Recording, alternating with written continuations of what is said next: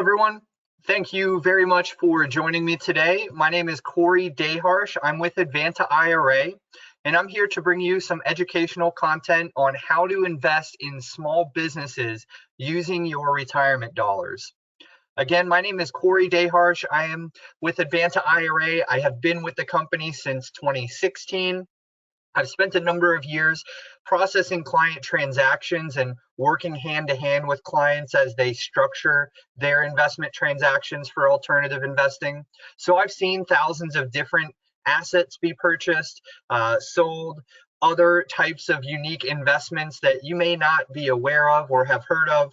It's a lot of different unique opportunities you can take with a self-directed account. But again, we're going to focus today on investing into small businesses, maybe supporting someone in your local community or a friend or a family member trying to get something off the ground. If you do have any interest in contacting me to speak about your specific interests or investment scenarios, all my contact information is right here. You can feel free to do so. Another quick housekeeping note, if you're someone that would like a copy of today's slide deck, I do have that in the handout section on your GoToWebinar panel, so you can download a PDF of today's slide deck. You can also email me after the fact if you'd like that copy. And the recording of this webinar will go up on our YouTube page, YouTube/Advanta IRA. You can find that content there. It should be uploaded within about a day of this live recording. And finally, if you are someone that would like to ask a question or interact with me during today's presentation, please use the questions box in your GoToWebinar panel. I do have that up and we'll keep an eye on that. As questions relate to the topics and slides I'm covering, I will address them at that point. If they don't necessarily relate, but you do want to get your question out there, please feel free to jot it down into the questions box. I do have a slide at the very end that I'll do answering all of your questions that are not specifically related to the topic I'm covering, but I'll go over those as well. So definitely want your participation as my live audience. Please feel free to use those features to do so. So a little bit about Advanta IRA. We are a self-directed IRA administrator and have been in the business for 20 years now in 2023. We've got just under 10,000 active clients, just over 2.3 billion in assets under management. All of our clients' funds that are not actively in an investment are in financial institutions and insured up to FDIC limits. And again, as I mentioned, my experience with Advanta, all of our clients have a dedicated customer service account manager assigned to them, so that as a client of ours, you just have one person that you get familiar with that answers all of your questions and help you structure your investments. You're not calling into a large wire center or a call house where you have to explain what you're trying to accomplish and what you want to do to a new person every time you reach out to do something with your retirement dollars. Again, as a self-directed IRA administrator, I do have this brief disclaimer. Advanta IRA and myself do not provide any tax, legal, or financial advice. We can refer you to professionals in those various aspects if you need that. Otherwise, it is completely up to you to do your own due diligence, and we always implore you to consult your own team of professionals for tax, legal, and financial advice before you enter any specific investment transaction. Today's agenda is very simple. We're going to cover who can have these types of retirement accounts, how they can be utilized for alternative investing, a little basis of the types of plans that may fit your needs, and then how can you benefit yourself and or your community investing in small businesses with your retirement dollars. I'll wrap up with a few case studies of some scenarios that puts to play some of the information I'm going to share with you. And then again, I'll go over any final questions that you guys provide me about the content we're going over today. I do have my first question that came in. I'm new here. Does the uninvested portion continue to gain anything in those institutions? That is a great question. Again, we're a self-directed administrator and we can't provide tax, legal, or financial advice. So part of our compliance is that we're not allowed to invest those funds on your behalf while they're uninvested from your investment decisions. So that money is not bearing any interest. We always implore people to have a diversification strategy. So you know if you have money sitting idle, that you're either looking for your next deal and ready to mobilize on that, or if you're diversifying, you keep those funds into another account that maybe you are invested into more traditional style assets like stocks, bonds, mutual funds, the types of things that we don't specialize in holding, so you can keep that money earning for you while you're waiting or finding and prospecting your next self-directed investment opportunity.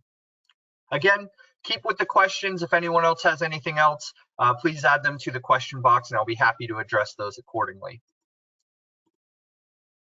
So the key takeaway points I want everyone to have when you walk away from today's webinar is that you should be investing in how you want to, or into things that you have passion or specific interest in, not just where a financial advisor tells you that you should invest your money into. A lot of people get caught up in investing into those stocks, bonds, and mutual funds that they either don't trust, they don't like the fluctuation, the roller coaster ride that is the stock market, or they just don't have any passion or interest. So if you combine your passion and interest with your investing strategy, you'll have a lot more both skin in the game with your actual money, but a lot more interest and passion towards the growth of those investments. You can use these types of retirement funds to create a local legacy and generate passive income, not only for yourself when you retire, but potentially for generational returns as well. You know, when you pass away at some point, the retirement account, whatever's left in it, gets left to a beneficiary. And that beneficiary could be your spouse, it could be your children, your grandchildren, whomever. So both with the assets that you're investing into, as well as the proceeds that those assets are generating, you can think about that as generational wealth or generational returns you're trying to set up for your family and your loved ones. And the final key takeaway point I have here, again, I can't hit home enough with this. You are responsible for all of the due diligence when you make self-directed investments. It's in the name, self-directed. So just make sure you're aware that when you have a self-directed account, you don't have a fiduciary or a financial advisor guiding you. You are providing that guidance and taking control into your own hands to make the investments you want to make after you've done thorough due diligence, underwriting, whatever may be involved in that asset class you're trying to purchase. So some basic information about the types of plans that people can self-direct. At Advanta IRA, we offer the traditional and Roth IRA accounts that most people are familiar with. So either a tax deferred or a completely tax-free or post-tax IRA. We also offer some IRA plans for small business owners, which would be your SEP and your simple IRA plan.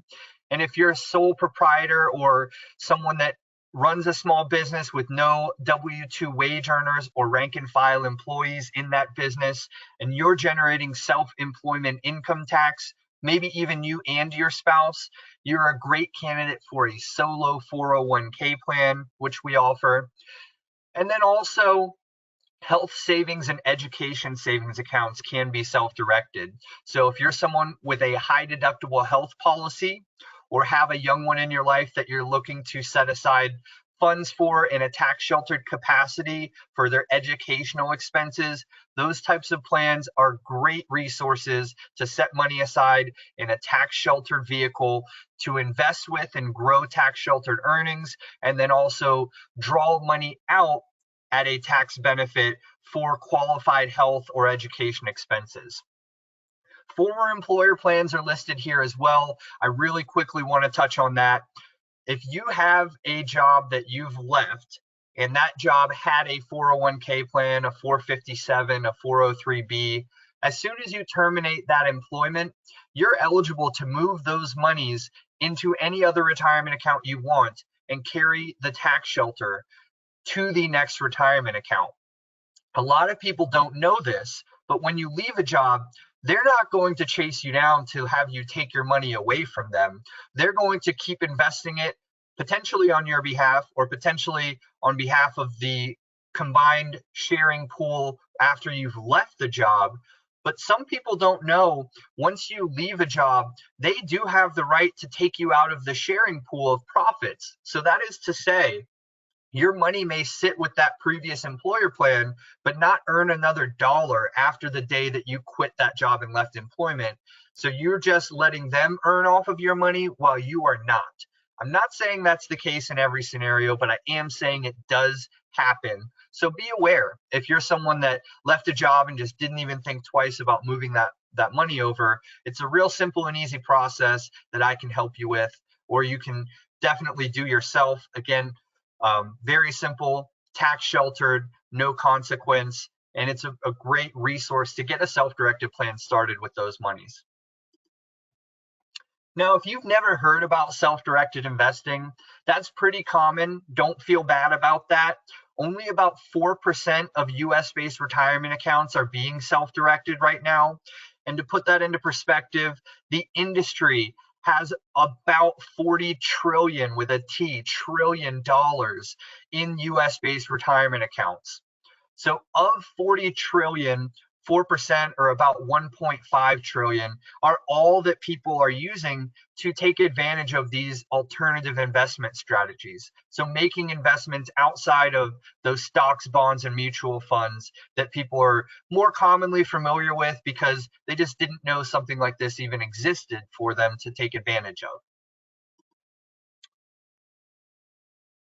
I also want to hit quickly on the difference between contributions and earnings. That's something that comes up pretty often.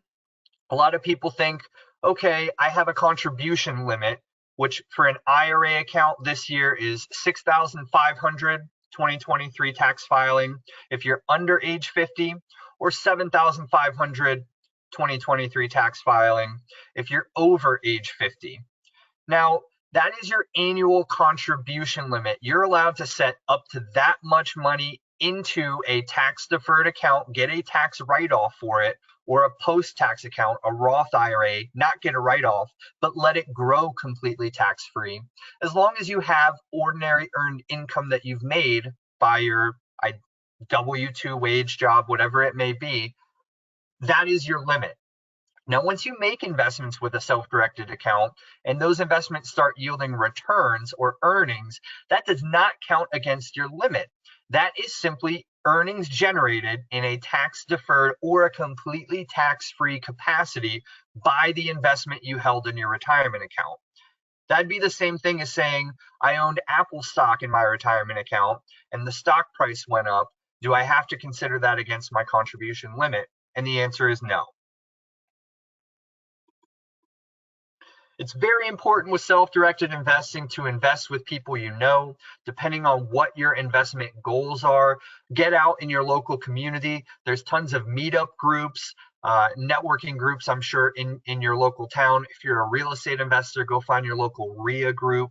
If you're any other type of investor, again, look out on those channels to find where other like-minded investors are. Network with them.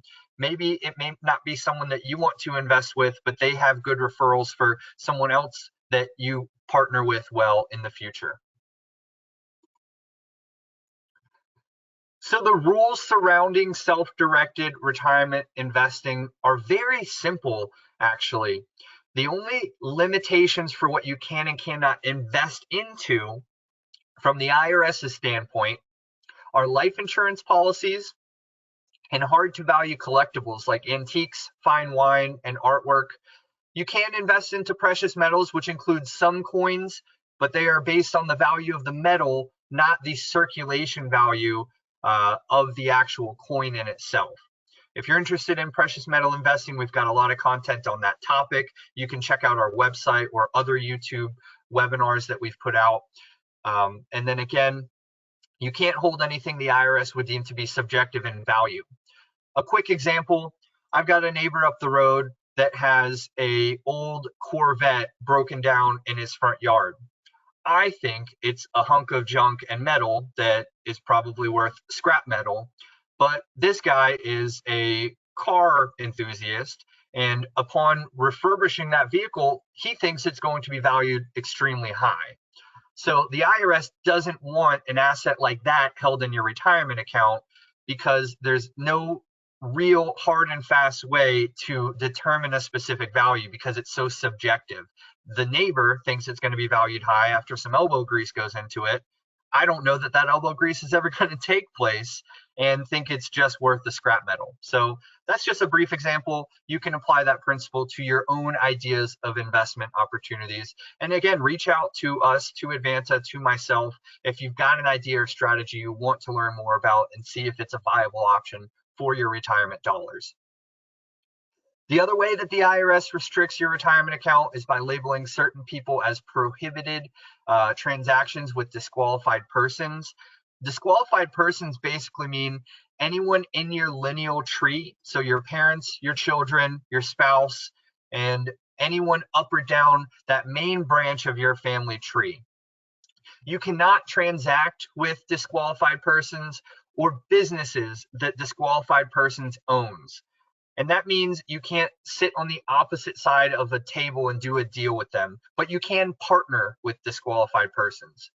A few brief examples here. If I wanted to buy a rental property in the town I'm sending my son to college in, that's fine. I can own that rental property. I can let my son's friends rent that property from my retirement account, but I cannot let my son be a tenant in that property. If my father, through a business he owned, has commercial real estate and I want to buy that with my retirement account, I cannot do so because the commercial real estate would be sold from an entity owned by my father. My retirement account is prohibited from purchasing it. Again, those rules are pretty simple. If you have any specific questions, please ask them or reach out on a separate note, and we'll always be happy to discuss those with you and help you structure your deal within the IRS's compliance. So I want to briefly touch on some of the asset classes before I get into my case studies on small business investing. So just looking at real estate asset classes, and I'm showing you this first because, to be honest, about half of our client base roughly are real estate investors in some way, shape, or form. So you can invest into owning a physical piece of property for rental or fix and flip purposes, whether that property is a single mobile home unit or a whole mobile home community, a single home or a multifamily home, commercial property.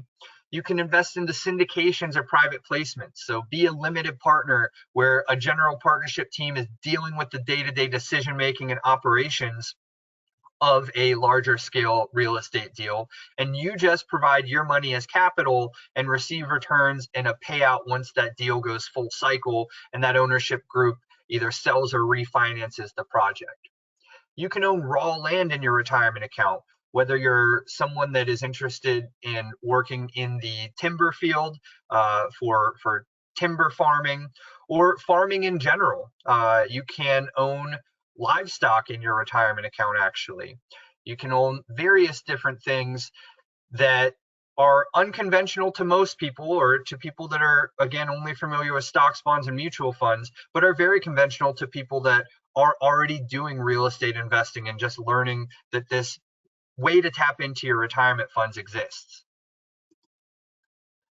So some other asset classes that are also utilized heavily by our client base: being a mortgage lender, so being the bank with your retirement dollars, issuing private loans, which I will cover in one of my case studies, investing into private placements or syndications, like I just mentioned, another case study I'll be covering today. Tax deed and lien investing, if you're someone just trying to get started out and you have a low balance in your retirement account, that's a great way to make smaller investments that have a very high upside to yield really great returns, or at least cover your investment at the very least by getting paid the taxes on the lien that you've purchased. So we're going to pivot here to my case studies. My first case study here is helping a startup business. I'm actually going to go over this case study in two different ways. So I've got case study 1A and 1B. In case study 1A, I've got David, who lives in a community and has a friend, Sarah, who is looking to start a cat cafe coffee shop in her community. I don't know about where you guys are living, but that's something that I seem to see popping up everywhere in my area and around the state. So it's topical. It does work as an investment strategy for a small business trying to get off the ground, but obviously there's funding involved that needs to take place. So David and Sarah talk about Sarah's plan, and he decides he wants to invest $25,000 of his Roth IRA funds to help her get started. They talk about a few different ways that this deal could look, and they decide to structure it as a personal loan. So David, with his Roth IRA, is a bank and lending to Sarah at an interest rate they agree upon and setting a specific maturity date that they agree upon as well. Sarah receives the much needed capital to buy or put a rental or a lease agreement on a physical storefront and get her business off the ground. David's retirement account yields 10% returns after a year and then gets paid the full $25,000 principal back at the end of the year. And all of that $2,500, which is not that much, but again, he's helping the community, he's helping his friend, is completely tax-free because he made the investment with his Roth IRA. He will never have to pay taxes on the $2,500 earned in this investment scenario. So I've got another scenario for David. In this case, he wants to invest into a brewery that is getting started in his community. So a local collective of beer enthusiasts decide they're going to start their own brewery, and they decide they want to structure the ownership so that members of the community can participate as limited partners, where they don't do any of the day-to-day operations. They have some voting rights, but the general partnership team is going to make the day-to-day operation for this brewery. And the ownership is going to be offered out at $10,000 per share stock. David believes in the partners and he decides he wants to be a limited partner. He decides to purchase 5 shares with his IRA. As a limited partner, again, David will be notified when voting comes up, but he does not have day-to-day responsibilities or requirements as a limited partner in the name of his retirement account. He just has his money invested, so he is technically an owner in the brewery and supports them locally. They grow, which you'll see these types of businesses do, and then go to a point where their growth is at a point where they're ready to sell to a larger corporation. So after about 10 years, the general partnership team decides they're going to sell to a larger corporation to let the brand continue to grow, distribution to grow. And David is offered a buyout of his shares of ownership for $25,000 per share. So what he originally purchased for $10,000 is now worth $25,000. And again, that's either tax deferred if it was made in a traditional IRA, or tax free if that $10,000 per share investment was made in a Roth IRA. Now, he does not necessarily need to exercise that offer to cash out. In some circumstances, he can hold on to that. It depends on how the structure of the buyout is handled. But that is just a way that, 2 different ways really, that you could invest in your local community to help small or startup businesses. Pivoting a little bit to a real estate related small business investment strategy, let's look at buying and selling option contracts. So in this scenario, I've got Natalie, who's a well-connected real estate investor who's just getting started with retirement account investing. So when we're talking about small businesses and real estate professionals, Natalie in itself, or in herself, is a small business. She is a real estate professional. She's going out there networking, doing day-to-day deals with people, and building her brand in the community. She finds a distressed property in a highly sought-after part of town, and she gets it under contract for $150,000 to close on the property. Up front, she just puts down an earnest money deposit of $2,000 using her retirement account. And then she reaches out to her network and find someone that is interested in taking over that contract to buy the property at $150,000 for whatever purpose that buyer wants, whether they're going to fix it and upgrade it and then rent the property out, or sell it, or demolish it and put a whole new domicile on that property, whatever it may be. That's not her decision. That's the buyer's decision. All she's done is secure the closing price of $150,000 before that changes with her $2,000 escrow deposit. When she finds that buyer, she offers to sell the contract to them for $5,000. And they agree, knowing that the $150,000 price point is a great deal for the property that they're ending up going to purchase. So Natalie's IRA generated about $3,000 in profit, and that buyer can now buy that property and go close on it for $150,000 to do whatever they want with the property at that point in time. And my final case study I'm going to cover here today is investing into commercial property. Now, this looks similar to my case study with the brewery, but slightly differently.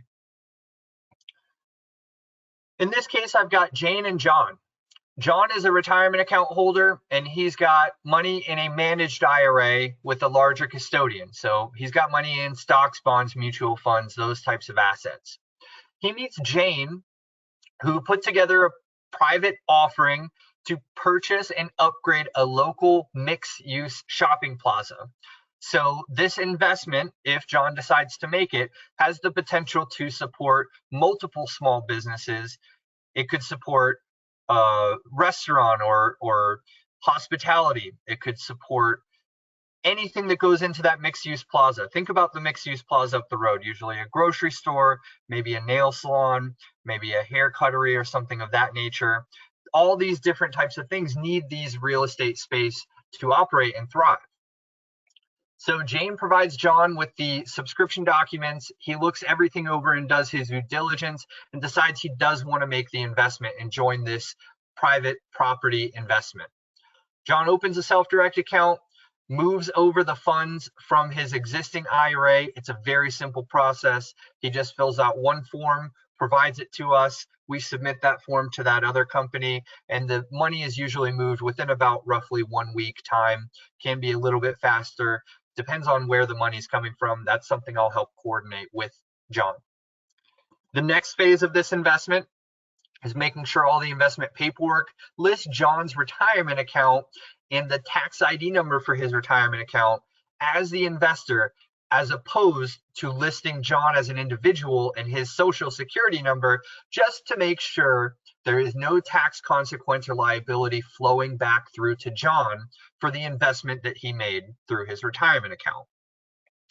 Advanta coordinates all of this to make sure John approves everything and all the T's are dotted and I's are crossed accurately and appropriately, and we fund that deal. After the deal has been funded, Jane's group pays preferred distributions to all subscribers of 8% per year, 8% on that initial $100,000 investment. In year 5, the project is refinanced, and John's IRA also receives a lump sum of $130,000 as a payout. So in total, over 5 years of a $100,000 investment, John's retirement account has generated $70,000, and that property has been upgraded. It's being used for different purposes. In this case, it was a mixed-use property. I did have the word apartment in there from another case study, but it could be an apartment. It could be anything that Jane's group decided to do with that mixed-use property. That kind of concludes today's webinar. I'm happy to answer questions from the audience if you want to get those in as we get moving forward to the conclusion here. Real quick, I do want to let you know that we put on a lot of educational content for the retirement account community. If you're interested in other webinars, you can check our video library out on YouTube or go to our website. You can check out if you're in the Tampa area, in the Atlanta area, or in Western North Carolina by chance. We often do in-person events like lunch and learns and different webinars that you can meet us in person and network with us. And if you're interested in some industry specific news, we also have a blog you can check out on our website for any rule changes with the laws and regulations of retirement accounts, pretty much the nerdy things associated with retirement account investing. You can find those on our blog. It's a great resource for such a niche community that is very beneficial to people looking to set up their retirement and build their nest egg. It's very simple to get a self-directed account started. It only takes about 15 minutes to complete our application. Most people will have their account set up, funded, and ready to make your first investment within about a week and a half to 2 weeks tops. So reach out if you're interested. Let us know if you have questions about getting the account set up, investments you'd like to make. We're happy to help you however we can build your knowledge and build your experience and knowledge base in this specific industry. I'm going to go ahead and turn over to the questions. I see a few of them here that have popped up.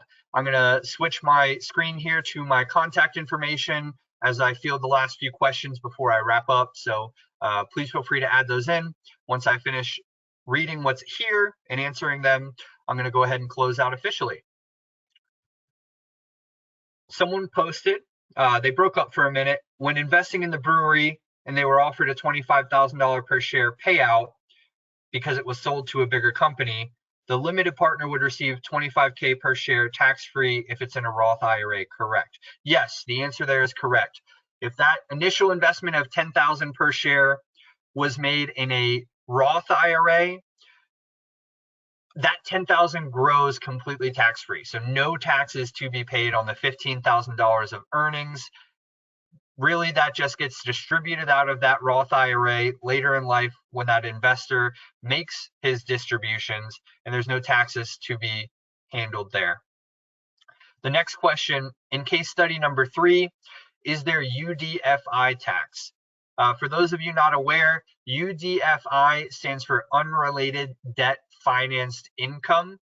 That's a specific tax that applies when you're making an investment into a leveraged asset. So the answer for that question is potentially.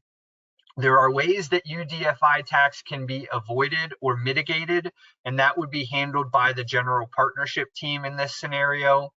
But if that is not handled, if they do not mitigate or avoid UDFI tax by different ways they can structure the investment, it could be applicable for the retirement account. UDFI tax is basically levied on the portion of the investment that is financed. So if that general partnership team financed 70% of the overall project, then 70% of the proceeds would be subject to UDFI tax to that retirement account. We do have specific webinars and content on UBIT and UDFI tax. So I implore you, if you're interested to learn more, to look up those content, whether on our website or our webinars that we put out specifically on that topic and strategy. Is it possible to use out-of-pocket money to add to an SDIRA fund for an investment? That's a great question. A lot of people maybe don't have enough money in their SDIRA to make an investment in total, so they want to partner things together. The answer in short is yes, it's possible to use out-of-pocket money, but you can't necessarily just add it into the SDIRA account because of the contribution limits that I referenced earlier in today's webinar. You are limited with a standard traditional or Roth IRA of $6,500 annual contribution if you're under age 50 or $7,500 if you're over age 50. So any excess of that limit, you cannot just dump into your retirement account. You would work with Advanta or work with your investment provider to structure some partnership or some different ways that you could pool your various resources together. So there are ways to accommodate that. You just need to have a conversation with all parties involved to figure out what the best scenario looks like for what you have available to you and what you're trying to accomplish. The next and at this point, final question, if you purchase farmland, could a family member farm it? That is another great question that relates back to those disqualified persons rules that I covered early in the webinar.